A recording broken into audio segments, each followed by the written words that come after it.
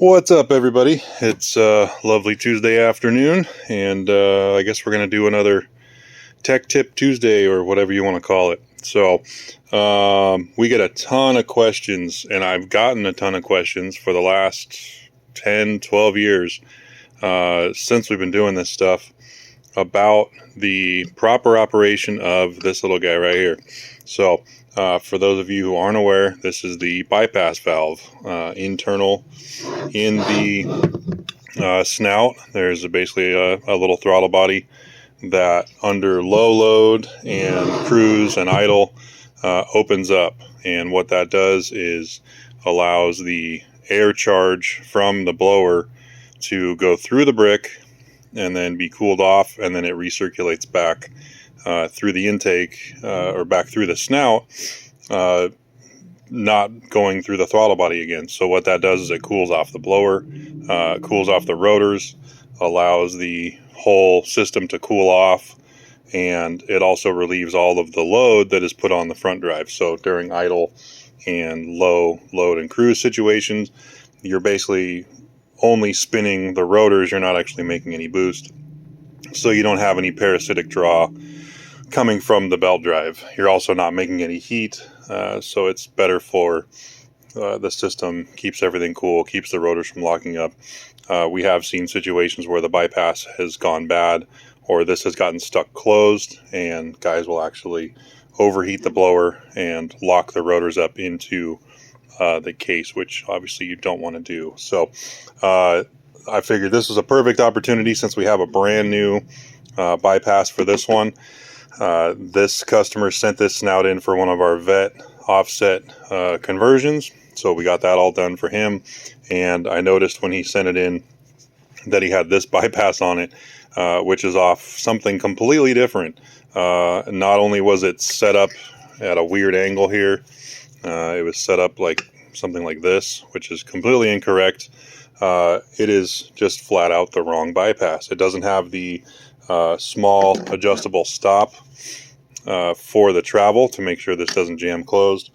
And if this rod does not come out of the body at a perpendicular, 90 degrees, if it's like this, it will prematurely wear the diaphragm on the inside. So for those of you who have not seen one of these taken apart, I have a couple old ones here that we used to use for doing the low vacuum bypass deal, but these have bad diaphragms, so they are no good. So there's a spring inside, and there's a small diaphragm in a cup, and the vacuum actually pushes and pulls on this and fights against the spring. So it's basically like this, and there's a little cap that goes on the top,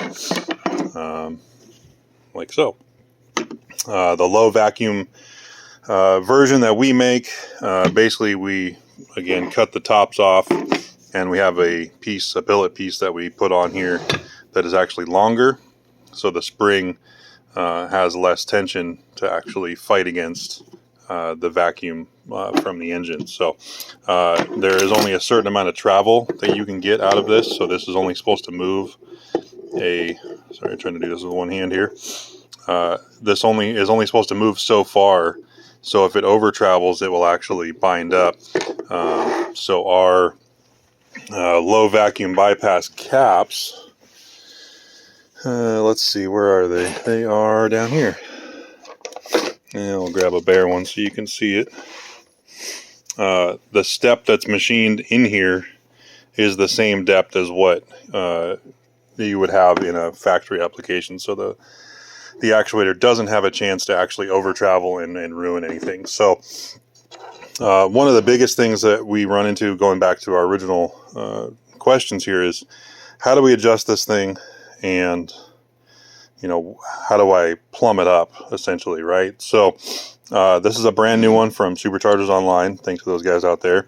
And this is a little fixture that they send along with it. Now we have these in a 3D printed version as well in the web store. If you don't have a brand new bypass and you still want to use this for alignment, you can grab one of those. They're like $15 and plus a couple bucks in shipping. or if you got one of these laying around, throw it in the glove box or in your toolbox, because they do come in handy anytime you have to pull the bypass off and put it back on. It makes it a lot easier to get everything aligned. The biggest thing now is, when this is at rest, you don't want it all the way bottomed out. You want a little bit of preload on it. It's kind of like a lifter. You don't want it all the way maxed out. You want it pushed in just a little bit. And you also want to make sure that it's still at a perfect 90. And this little fixture accomplishes both. So if I try to slide this on to the bracket here, you'll notice that it can't go on all the way. The little tabs on the shaft, if it'll focus here, focus.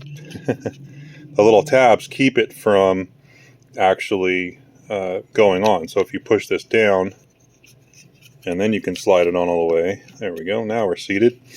So now you have a little bit of preload on this, and it's at a 90-degree angle. You have to hook this little tab. There's actually two compressed tabs here. You want to make sure that your bypass sits, the lever sits right in the middle of this, and you kind of have to start from the back, put it on. But you want to make sure you don't go past that second notch, right? You want to make sure you're right in the middle, and then swing this guy around. Now, normally what we do is we will get this started with the bolts, just so they're in place. Let me throw these in here. Again, trying to do this with one hand while filming. And we're going to use the old impact here. Sorry, headphone users. And actually, I'm going to pause it so I can do this. All right, we're back. So all I did was basically snug these up to where you can still move the bypass around. And you can see on here, you have this adjustable stop, right? So that one, that's basically what you would set, kind of the same thing as what you would set your throttle stop on a drive-by cable throttle body. So you want to push this. I try to keep them in line with the blower shaft as much as I can, and you basically want to just push this towards you gently, making sure that that stop is pushed up against that little arm, and make sure that it's square and straight. And then what we'll do is we'll tighten these down, and I'm going to pause it again so I can do that real quick.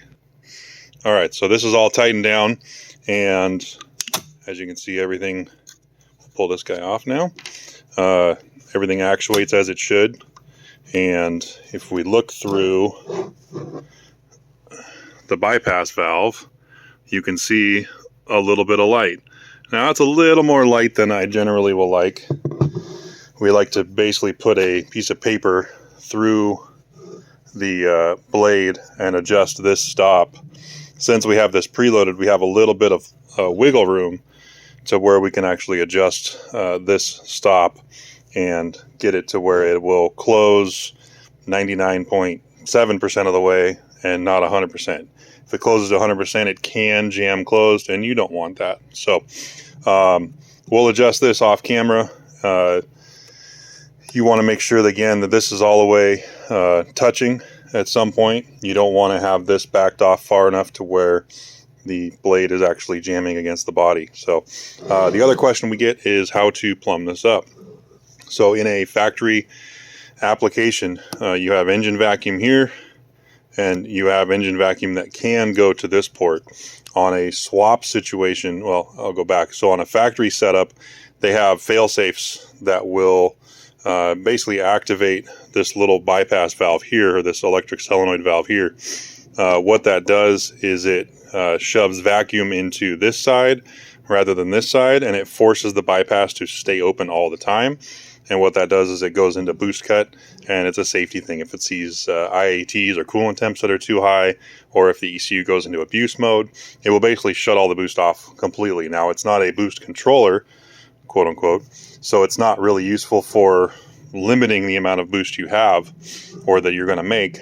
It's just a shut off for a fail-safe. So on a swap situation, you want to hook it up like a Magnuson or any of the other ones that just have a standard vacuum actuated bypass. So you want to leave this port open, because as the diaphragm moves back and forth, it will take air in and out. So if you were to cap this off and this tries to open, it's going to be pulling a vacuum internally, and it's not going to open all the way. It's going to fight it. So, and if you hook this port up to just vacuum, so if you hook it up to this port here, which only ever sees vacuum, the entire snout never sees boost because it's pre-rotor, you can, and we've seen it before, the boost pressure pushing on the back of the butterfly in here will actually cause this to open a little bit, because you only have the spring pressure that's trying to keep it closed, right? So when you have no vacuum, it's basically sitting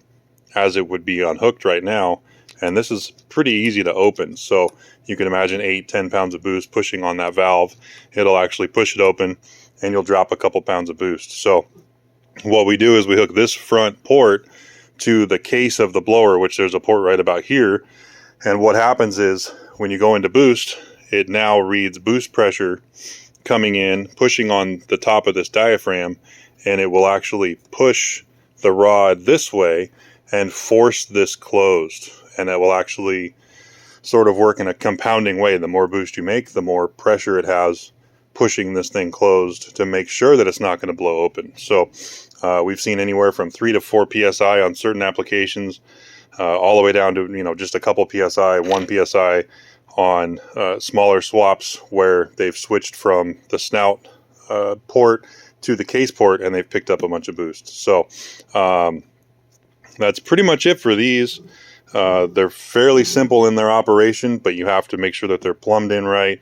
You don't cap off certain ports, and they're adjusted properly. So this adjuster just takes a small little Allen key up front here, and yeah, normally the way that we'll do this, now that this is all bolted on and parallel and straight, we'll back this off just until we have essentially zero lash, or we'll have a small gap on here, and then go like half a turn, and that usually gives us that one paper width of spacing here on the throttle plate, or the bypass plate inside the snout itself. So hopefully that answers some questions. I know there's a lot of misinformation out there. There's a few other videos that some of the other shops have done. I know Jeremy at Faster Problems did one, and his bypass was all wonky and sitting off to the side. And there's a lot of stuff out there over the years that's been sort of improved on and revised. So if you guys have any questions, feel free to reach out. okw-inc.com. You can get a hold of us. The web store, givemetheboost.com. And as always, I'm going to get back to work, and I'll talk to you guys later.